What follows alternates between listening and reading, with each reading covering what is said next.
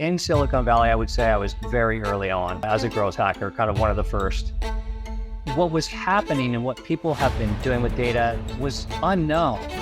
If you know what ignites that fire within you and gives you purpose, then you need to use it. How do you integrate AI into your current operations? The way that I use it is as an assistive and a productivity boost. How has AI transformed your methods in growth hacking and digital marketing over the years?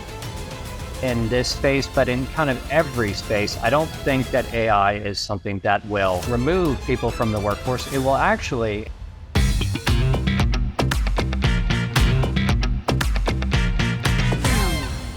Hello, welcome to another episode of Simple Tech Talk, where we dive into how AI is revolutionizing different industries. I'm your host, Tarun Agarwal, and today we're excited to have Chris Moulton with us.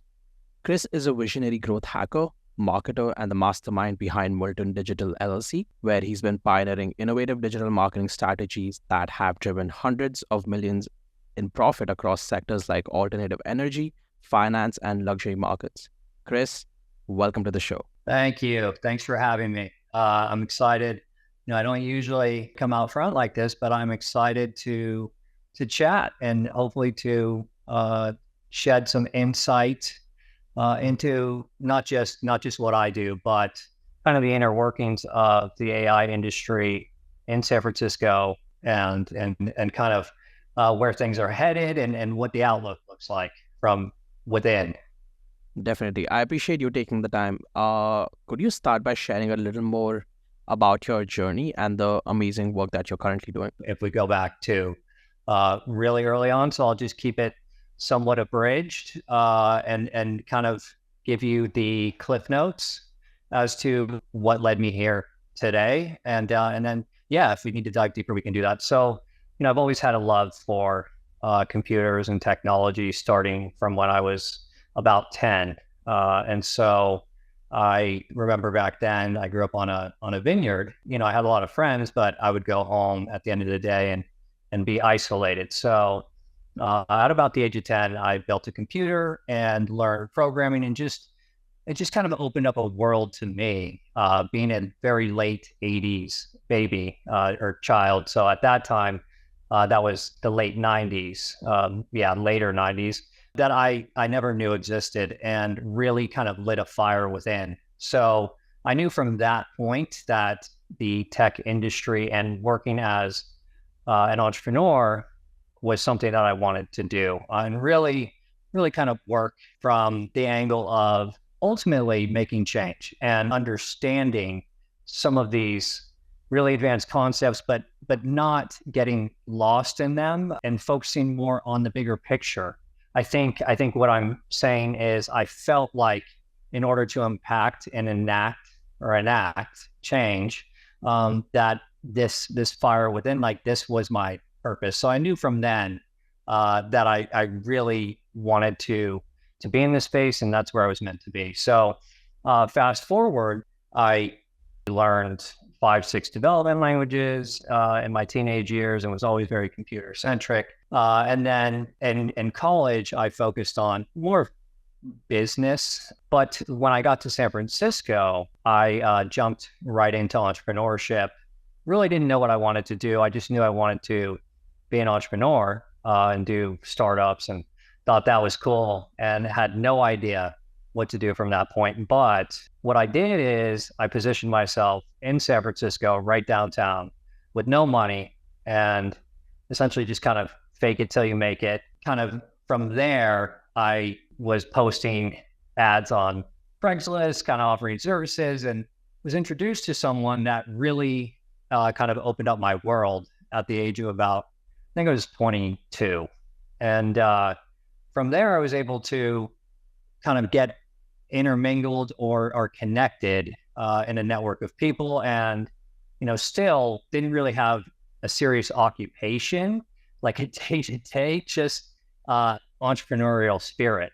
And so from there I met a good friend of mine who's the heir to Maybach, the car, and we worked on nonprofit work, certain startup endeavors, And so I was consumed with that for a while. And that was really like entrepreneurship based, more so like branding, creative, UI, UX, and ensure sales, networking, raising funds, doing things of that nature, not so much technical and really into the nitty gritty. And so I guess what really led me down the path of growth and starting to generate incremental return or revenue for companies. And then AI in parallel was in about 2014, I was offered a job at an ad agency to go in and build out this digital department. They were very small. And so I started that and started bringing in all these clients and really was working on building out this kind of lean team. And from there, landed some very large national, international accounts. But one of the requests that they had was, hey, Chris, we really like you. We like what you do. We think you're really talented in the creative and development space, but we want you to go out on your own. So at that point, I kind of made the decision to go out on my own and start basically what we would now refer to as a growth hacking agency. Then the word wasn't, the word was coined in 2009, but then it was not kind of known or widespread. And so in Silicon Valley, I would say I was very early on as a growth hacker, kind of one of the first. And I never really liked to use the term. It was more so something that just stuck. And so when I took that kind of initiative and started this new chapter doing this consulting business, I essentially had to really get nitty gritty. And one of the things that has always been a quality of mine is I'm a perpetual learner. And so I think what those clients would tell you today is that I never stop and am always ahead of the curve and always willing to learn more. And so when we look back then, there wasn't really much access like there is today to something like Coursera. And so it was really a 21 to 22 hour a day job, understanding the data-driven, what goes into things like SEO, SEM, but not just what goes into them, like how to actually drive really consistent exponential. And exponential is kind of cliche, but high growth. And what that is getting into really data-driven techniques, statistics, natural language processing, natural language understanding, semantics. Obviously, all of that fits into the world of AI today as we know it. And when you look at something like machine learning, right, and I think I skipped over a couple things here, but there was a startup that there were a couple startups prior to this, some successful, some failures. But when you look at something like machine learning earlier on, it's really heavily reliant on, and in an analogous way, statistics, right, to make deductions and predictive assessment at that point. And so I guess what I'm getting at here is there was a natural parallel to what I was doing early on in growth and scaling startups or working with more enterprise, where it was all about the bottom line. And the only way to achieve true growth at that capacity with consistency and across different mediums is using data and very technical methodology. So this was a great primer, along with, kind of other machine learning AI startups that I was working on, one in particular earlier on, into where we're at today, right? And so I guess it became a seamless transition, and it was always interesting to me, of interest to me, AI itself. But when we look at it at the intersection of growth, yes, I was able to use and continue to use a very, very technical methodology that looks at things like ontology, all of the buzzwords that are going around today, ontology, NLP, NLU, Bayesian inference, some of these foundational principles to kind of reverse and not to get too technical, but to really take a structured approach to driving revenue within the confines of not just SEO, but search engine marketing, paid, social, and coming up with a consistent formula or formulaic approach with creative and domain specific. And so that's what led me to, about 2018. And the results then kind of spoke for themselves, as I guess you mentioned a little bit. And then it was mainly alternative energy and finance, some luxury space, and automotive, and kind of startups intermingled there, companies from nothing, and then others who already had an immense gross revenue every year, but were stuck in a state of stagnancy and didn't know how to break free, right?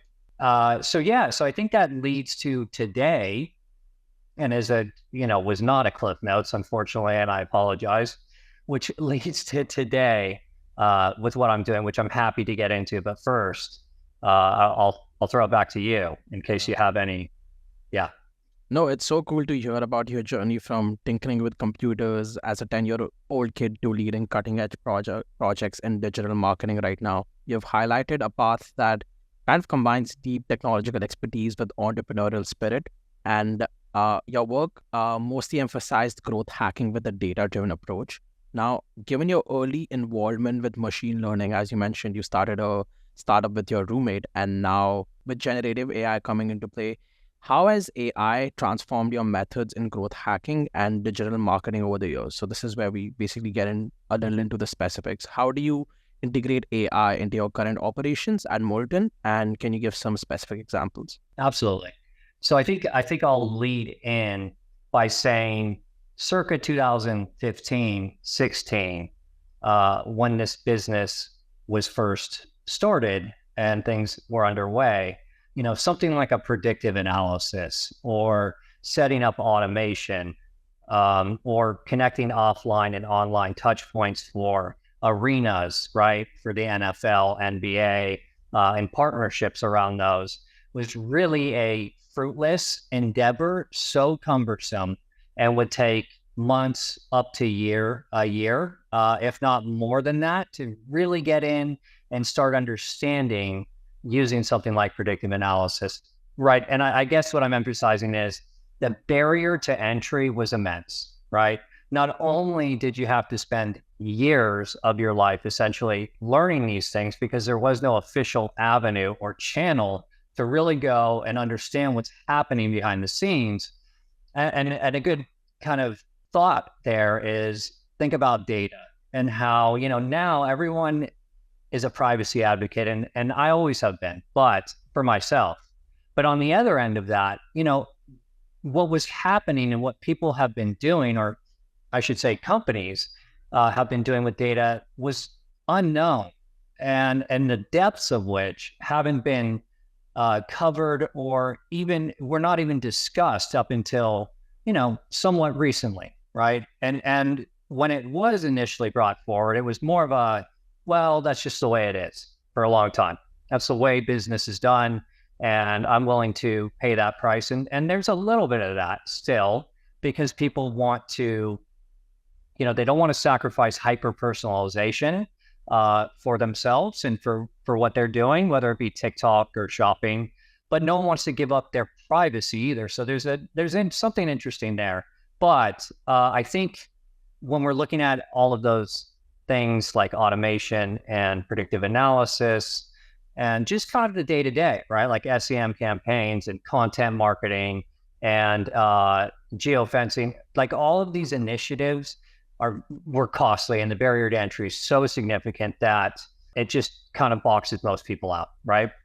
And so the difference today is the barrier to entry, the bar is not lower. The barrier to entry is significantly lower. And it's easier to step into the arena, and it's also easier to flourish within the space and not have to dedicate so much time to the really granular details because AI is able to pick up the slack. And the way that it's able to do that, there are obviously multiple ways, and we can discuss that. But I think what we're looking at here is that if you are someone like myself, and everyone is in a different space, but if you know what ignites that fire within you and gives you purpose, and this discussion we're having here resonates with someone, AI is there to basically pick up the slack, right? At zero to minimal cost. It will allow and does allow for people to transfer their day to day from something that humans may not, we're not intended to do. Let's just be realistic. And one can focus on more of the high touch or more of the creative or artistic or the things that are not repetitive. And so I guess what I'm mirroring here is that it's not just in this space, but in kind of every space. I don't think that AI is something that will, there is short-term pain, but it will not remove people from the workforce. It will actually embolden people and allow them to make more as domain experts. So I guess to bring it full circle, the ways that I've seen AI be useful is pretty much with everything, right? From automation to, sure, inbound, outbound. If we're talking about just consulting, right? And from doing SEO, the basic SEO, when you get into more of the really technical stuff, you have to make sure that everything lines up, as well as, if we're talking about SEM or ads and content, it at least gives you a first pass, right? I would never go out and just post an article that for a client or for myself that was written by AI, but it at least gives you a scaffold.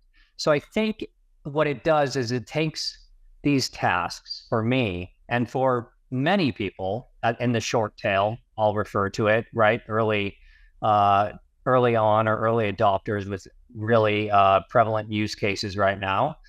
And it takes things that would normally have ended up taking or costing you a year of your life as an individual, let's just say one person, and it is able to turn that into something that is achievable within weeks or days. And I have a lot of great examples of that, from building entire web applications that used to cost millions of dollars for people who want to enter the space or a SaaS or have a great idea, and not just millions of dollars, but required a lot of ambition and a lot of thought. Whereas now, and sometimes when you would get there, it was too late. So now you can act on these things, and that's just one example. And you can move extremely quickly as an individual with limited to no budget and achieve more than, 5-10 years ago, someone like myself with hundreds of thousands of dollars at that time in tech might be able to achieve, right? Automation has made so much of the tasks easier. Like things, if I was able to do 5 things in a week, now I'm able to do 15. And I definitely agree with the point that it's going to cause short-term job displacement maybe, but in the long term, it's just going to create more jobs, and it's going to be complementary to humans instead of something that's going to replace us. Yes.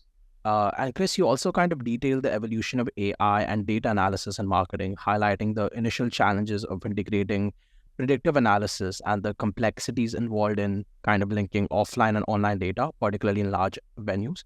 Now, considering the potential for AI to inadvertently propagate biases or misuse consumer data, especially given that it's in generative AI is in the early stage, how do you ensure ethical practices are maintained in your AI-driven marketing campaigns? And what advice would you give to other companies and current entrepreneurs looking to integrate AI responsibly? Sure. I mean, so there's one of two. Let me first speak to what I am currently doing, right? And this use case, not with startups or with companies that I'm involved with, but through the consulting business. And that is, AI is an assistive tool, right? It's not a replacement. Now, that doesn't mean that you have to go out and have a master's in psychology, right? If we're talking about looking at like quantitative, qualitative analysis as an example, or deep audience insights. What it does mean is you have to be informed and you have to be confident in what you're looking for. And you're able to use AI to validate that and to assist you in coming to that conclusion that you would be able to do anyways, right? Not to give you that conclusion. And if you are using it in the way where you want it to give you, let's say, like a persona, right, which is a rudimentary example, but getting more advanced, like target audience, things like that, just know, I mean, those are somewhat harmless, right? The two that I just mentioned. So, but just remember that if we're talking about LLMs, there's hallucination and some inconsistencies. And so if you're hedging or not hedging, I should say, and you're putting all of your chips on that may not be prudent in the long run. I know people are doing that now because it's fast, it's efficient, but there are shortcomings to be aware of. And so the way that I use it is as an assistive and a productivity boost, right? So to really like 100x, truthfully, the efficiency of myself or someone who is working with me. And so there's that. And then there's also the idea that, well, LLM, right, like ChatGPT, for anyone who isn't super, super well versed in this, is just one facet underneath AI. And if we're talking about something like agents, right, which is just now being brought forward, AI agents, it uses completely different methodology. And if it is threading with an LLM, yes, you're still going to have that same issue. But potentially, I think in the future here, you will be able to rely more on just the absolute answer that comes to you and not as objective and accept it as objective. For now, I would say just take it with a grain of salt. 99% of it, absolutely. But in that, instance where it may not be to the caliber, and let's say for a client or for you, and you're running a campaign, or you're doing something very integral, you're running a quantitative, qualitative analysis, or you're using it. There are a million use cases here outside of just marketing and growth. Just make sure that you are reviewing, and there's a reason that you're still involved, and it's an assistive tool. No, definitely. Thank you so much for, distinguishing between how it can assist you and how it can, be integrated responsibly. Now, since you've worked with so many industries, alternative energy, finance, luxury markets, and digital marketing itself, which industries do you believe are being most impacted by AI right now? And which one will be impacted the most over the next decade? Well, so there's the short tail, right? I think I'll just answer your question, and then I'll give you a little adage. And so to answer the question, right now it's development, it's automation, content, right? Content writing, like so social media or web pages or even articles, right? Like even any kind of article. Development, like it's disrupting that space where as long as you understand the domain, you're a domain expert, or in layman's terms, you understand how the programming or the language you're working with works and what it should look like, but don't necessarily know in depth how to do it yourself, then you're able to work with that. And so I would say those are a few. But then there are things outside of that, right? Like with computer vision, we're talking about disrupting logistics in the supply chain space. We're talking about, there's always like fraud and theft, whether that be in person or online. But I would say that right now at this stage, the short tail is really going to be tech. But when I say tech, I mean engineering, for the most part, even design, some aspects of design. Figma just came out with, and I know they rolled it back, but they came out with an AI assistant tool. And so the day-to-day right, of a lot of these things, even some sort of operations, biz dev, sales, using AI agents to make calls, right? And so I think where we're at right now is it's very early on. I mean, we're in phase two. Phase one is like the people profiting are just or are basically the first frontier, which is, a company like OpenAI or Anthropic, like those are up for grabs. You can enter that space and become a key player if you have enough funding. And, it's so early on that you can just kind of jump in. And that is still somewhat the case, but really we're in this, next stage, which is, I'm sure you've heard people say, oh, AI wrapper, or they're just using ChatGPT, and they've really just attached some sort of very specific vertical SaaS, right? Like hyper focused. So someone's just doing like making sales emails. That's it, and there's all these things popping up, and that's where we're at. But a lot of that will become a graveyard, and already has, with things like AI agents and then first movers advantage. But yeah, and then when we get into kind of the next phase where things like enterprise, right? Whereas right now, enterprise absolutely embraces AI, but they don't embrace it within the confines of their internal structure necessarily. Meaning, when I talk to my buddies or friends or colleagues who are enterprise, they're using ChatGPT, they're using, agents, or let's just refer to ChatGPT here, but they're doing it on their own personal accounts and then bringing that into the workspace, right? Because the company they're working for is so, they have to move so slowly. They can't just be lean and agile, enter it, because of the risks with things like hallucinations and sentiment, and if something happened. So as this moves forward here and changes from this short tail to more of a long tail, meaning it's just, think of it like The Mist or something, like from a movie, where it just starts and it's small, but it's slowly moving forward.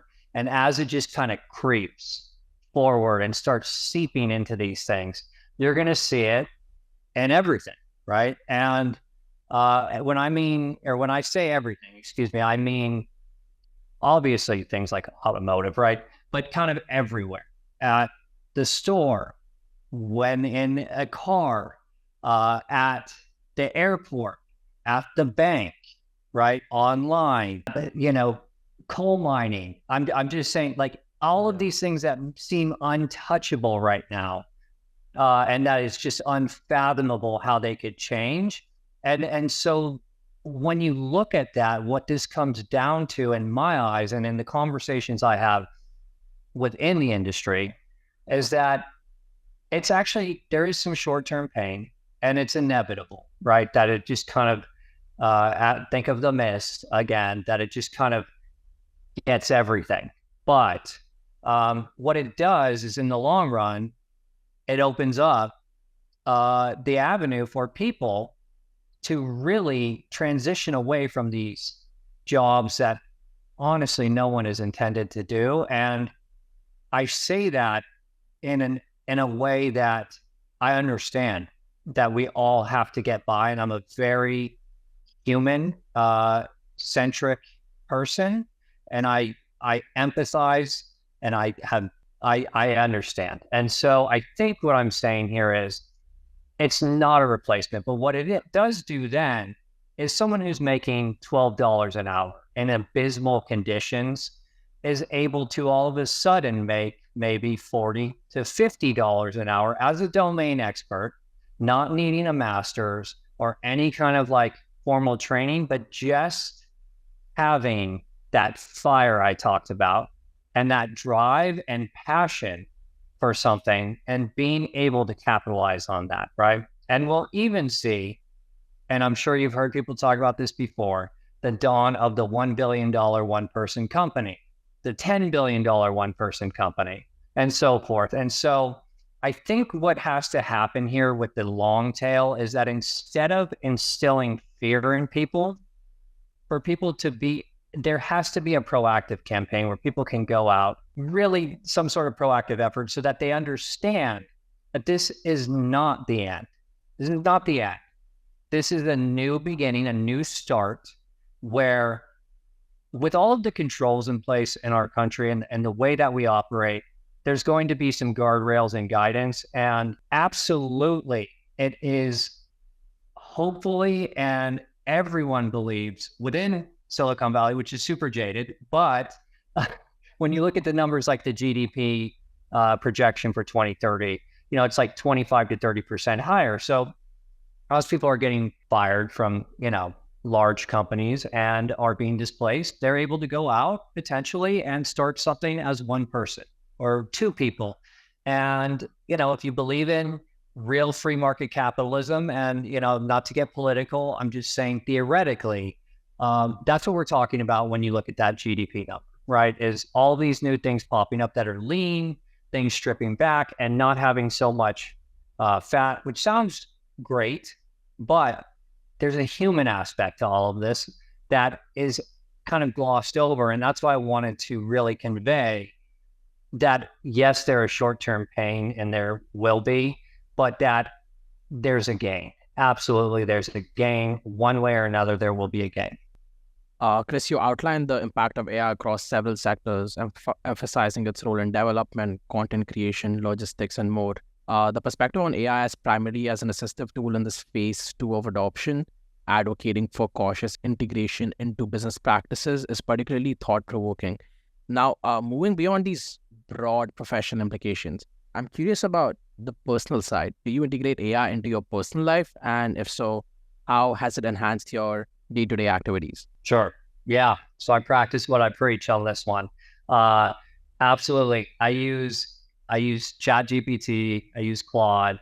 I use agents for things like scheduling, and then if we're talking about I guess personal, if we're not talking about any work relation, then it would be agents for things like scheduling, ChatGPT, Claude, and then just kind of tinkering, right? Just building hacking together some little tools I like to use to kind of dial in what I'm doing with my week and how to optimize or optimize is such a tech word. I would say how to streamline or how to be cognizant of what's happening during my week. Right. And so, yeah, those are a few, but absolutely I use it in my personal life. The only concern that anyone should have is about privacy. Right. There is no other reason I can see why you would not use it to take back hours in your day, in the week, in the years, in your life. And so when we're talking about privacy, when you're up against search engines that are not private in their own right, and people have questioned whether something like ChatGPT you can really toggle out based on the way LLMs work, and if you can really keep your information out of what it, the analysis it's running. And I would say that you have to pick and choose your battles. And it's kind of like you're damned if you do, damned if you don't. And so if it brings benefit to your life, then you need to use it. Thank you so much for those insights, Chris. One last question to you.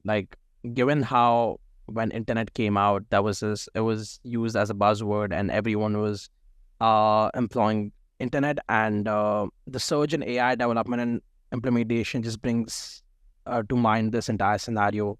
And considering this comparison, what are your thoughts on this current AI boom? Do you see it as a bubble that might burst, similar to the dot-com crash, or do you believe we as humans and as society have become more pragmatic and the outcome of what is going on today is going to be different? Sure. So I think there are people that absolutely are taking advantage of the terminology for a wide variety of reasons, right?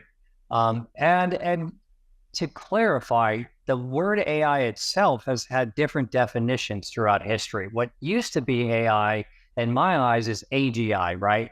Like artificial general intelligence, meaning sentient life, right? Whereas before it was always, and so I think right now what we're looking at is, and that's just an example, but what we're looking at right now is there are people trying to take advantage, right? and they are trying to use it as a buzzword. There are other people who are trying to use it as a scare tactic.